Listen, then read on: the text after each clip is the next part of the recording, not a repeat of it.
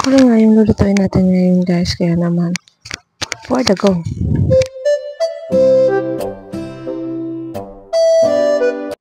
Isang umaga nga, dumating yung bayan namin galing sa bundok. Sabi niya may dala daw siyang kuhol.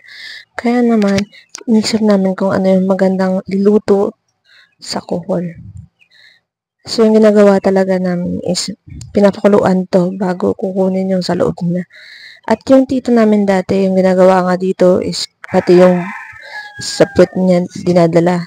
Kaso lang, hindi to na babad sa tubig. Kaya naman, kailangan kunin yung sa part na sa puwet talaga. Then, adobo nga yung luto nito. Kaya, pag-isa natin ng bawang sibuyas, tsaka luya. Lalagyan mo na siya ng toyo.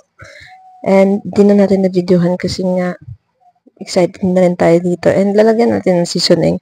And, of course, masarap siya kapag lalagyan din ng paminta para medyo maanghang. So, kung gusto nyo rin, lagyan nyo ng sili. Depende lang naman sa inyo yun kung gano'n nyo gusto yung lasa. Then, gusto ko rin dito, guys, yung merong coloring or yung stevia na tinatawag nila para mawala rin yung langsa. Pampawala ng langsa yun. Kahit anong luto. Yun yung sikreto doon. And kapag malambot na siya, kasi medyo matigas kasi itong ano niya. Hihintayin mo lang siyang lumambot. And then kapag malambot na siya, doon mo na ilalagay yung suka. So, by the way, mas maganda siya kapag medyo maalat na, tapos lalagyan mo rin na pala ng asukal para mag-balance yung lasa. Kaso lang hindi ko na pinakita dito sa video kasi nagmamadali na nga kami. Kasi, parang ilang taon na din simula nung nakatikim tayo nito.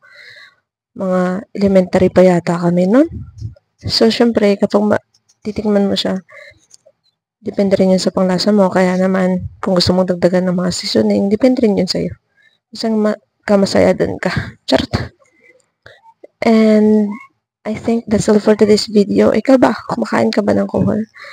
Or tinatawag nilang suso? I don't know kung anong tawag nito sa'yo. Comment down para ma-shoutout ko rin sa next vlog. And that's all for today's video.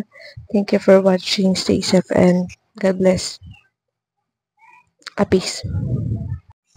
So, shoutout din pala sa ating followers. And thank you for watching. Bye.